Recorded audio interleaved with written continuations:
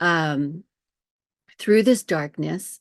I have no idea how far I traveled. I knew I was still on the planet somewhere, but just through this vastness, like space, until I saw was like a beltway um, that was filled. It was about, I don't know, 30 feet deep, something like that, but it went for as far as I could see to the left, and it was filled with people as I'm landing in this place. And I asked the question just in my just, I didn't verbally say it, but I just had the thought, what is this?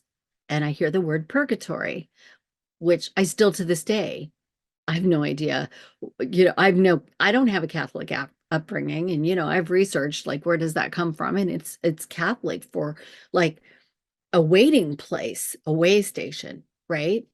And so I land into this space, and the first thing I notice, and uh, like I'm just curious at this point. I'm not like really comprehending the gravity of what I've done. So I land in this space, and the first thing I notice is everybody is dressed in white robes. They're all adults, and I thought that was interesting. That wow, I thought that would be, that's something that I'd seen in scriptures, but I didn't know it'd be literal. That surprised me. So I'm noticing all these things, and I've just kind of got a curiosity about it. But as soon as I'm there, there's this mist of darkness that's about waist deep, and it's just like a darkness of a foggy darkness that's just, but it's got this crackling energy, and it's just sucking life.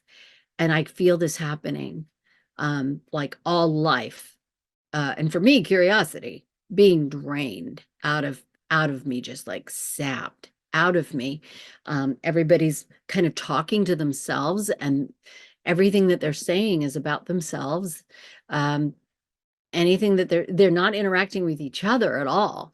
There's this one woman that's just exceptionally loud and saying, well, I wouldn't have had to do what I had to do if you hadn't have, it's almost like they're speaking to people from their past.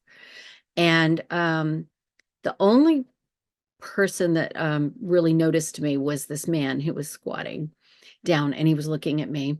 Then I see this pinpoint of light out in the distance, and it's traveling toward me, getting bigger and bigger until it's just outside this barrier. I know it can't come in to where I am, that there's this invisible barrier.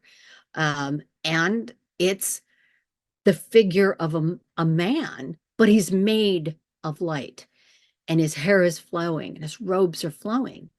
And he says to me, is this what you really want?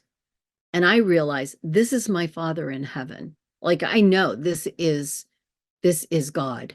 And this energy around me, that's this darkness is vibrating. This is God, this is God, this is God, this is God. Each particle is reverberating. This is God. And so he asks me, is this what you really want? And I didn't really believe I had a choice. Um, and I didn't think that I could want anything else. And I just said, but my life is so hard. And he said, you think it's hard now? And he says, we've all been through it. You can't skip over parts. You've been a tool for evil, basically. I don't deserve my children in the way that I've been behaving. And I believed I had no choice in anything.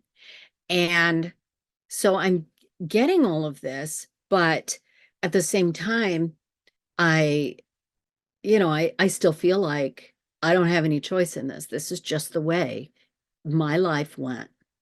And then suddenly there's a presence next to him. I can't see him. I can see pinpricks of light coming through this barrier where he is. And it's the same presence that was with me when I was going through my life review. And he says she doesn't understand.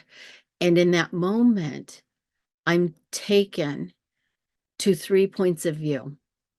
So I'm still standing inside of this, you know, dark beltway of darkness with all of these others.